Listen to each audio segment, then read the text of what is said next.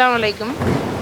மழைக்காலம் குளிர்காலம் வந்துட்டாலே சின்னவங்கள்லேருந்து பெரியவங்க வரைக்கும் அதிகமாக பாதிக்கப்படுறது 2 விஷயத்தில். என்னன்னு பார்த்தீங்கன்னா இருமல், அப்புறம் ஜலதோஷம். இந்த இருமல், ஜலதோஷம், சளி எல்லாம் நீங்கிறதுக்கு நம்ம வீட்டிலையே இருக்கிற பொருட்கள் வச்சு என்ன ரெமெடி பண்ணலாங்கிறத நான் இப்போ பண்ணி காட்ட போகிறேன். நம்ம நார்மலாக மார்னிங் அப்புறம் ஈவினிங் வந்து டீ குடிப்போம். டீ காஃபிக்கு பதிலாக இந்த மாதிரி புதினால கஷாயம் வச்சு சாப்பிட்டு பாருங்கள். கண்டிப்பாக நல்ல பலன் கிடைக்கும். நாங்கள் இது குடிக்க ஆரம்பித்ததுக்கப்புறம் எங்களுக்கு சளி பிரச்சனையே வரதில்லை. நீங்களும் இதை கண்டிப்பாக ட்ரை பண்ணி பாருங்கள். ஏன்னா புதினால நிறைய நற்குணங்கள் இருக்குது. இதோடைய நற்குணங்கள் பார்த்திங்கன்னா இது உடலில் உள்ள நச்சுத்தன்மையை வெளியாக்கிறது, அதோட எதிர்ப்பு சக்தியை அதிகப்படுத்துது. இதனாலேயே நம்மளுடைய சளி இருமல் வந்து கண்ட்ரோல் ஆகும். அப்புறம் பார்த்திங்கன்னா ஈஸி டைஜஷன். இது சாப்பிட்டு பார்த்திங்கன்னா நல்ல தூக்கம் கூட வரும், டிஸ்டர்பன்ஸ் இல்லாமல். ட்ரை பண்ணி பாருங்கள். அது எப்படி பண்ணலாங்கிறத இப்போ நம்ம பார்க்கலாம். 1 கப்பு கஷாயம் வைக்கிறதுக்கு நீங்கள் 2 கப்பு தண்ணி விடணும். 1 கைப்பிடி அளவு புதினா. 1 கப்பு கஷாயத்துக்கான அளவு இது.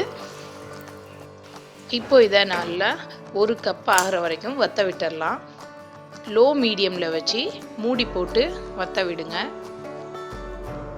புதினாவுடைய சாறு எல்லாம் நல்லா இறங்கணும், அதுதான் நமக்கு வேணும். இந்த மாதிரி நல்லா கொதிக்கும்.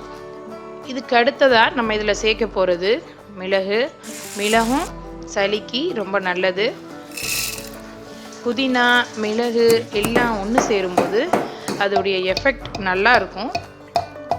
ஃப்ரெஷ் மிளகை நல்லா பொடி பண்ணி இதில் சேர்த்துட்டு, அதாவது நம்ம நல்ல தண்ணி வற்றுனதுக்கப்புறமா இறக்க போகிற சமயம் சேர்த்துட்டு ஸ்டவ்வை உடனே ஆஃப் பண்ணிடுங்க.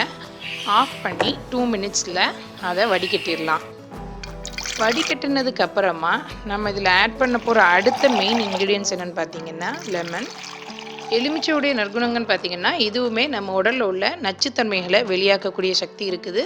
அது போக இதில் விட்டமின் சி அதிகமாக இருக்கிறதுனால நம்மளுடைய எதிர்ப்பு சக்தியை இது அதிகப்படுத்துது. சளி, காய்ச்சல் ஏற்படுத்தக்கூடிய கிருமிக்கு எதிராக இது போராடக்கூடிய சக்தியுடையது. அதை நம்ம இதில் ஒரு அரை எலுமிச்சைப்பழம் கலந்துட்டு இதை நீங்கள் இப்படியே குடிச்சிடலாம், அல்லது டேஸ்ட்டுக்காக கொஞ்சமாக கல் உப்பு சேர்த்தும் குடிக்கலாம். உப்பு சேர்க்க முடியாதவங்க தேன் கலந்து சாப்பிடுங்க. இதை நீங்கள் சாப்பிட்டதுக்கப்புறமா அதோடைய புத்துணர்ச்சியை நீங்களே உணர்வீங்க. கண்டிப்பாக வீட்டில் ட்ரை பண்ணி பாருங்கள். சளிக்கு அவ்வளோ எஃபெக்டிவான மருந்து இது.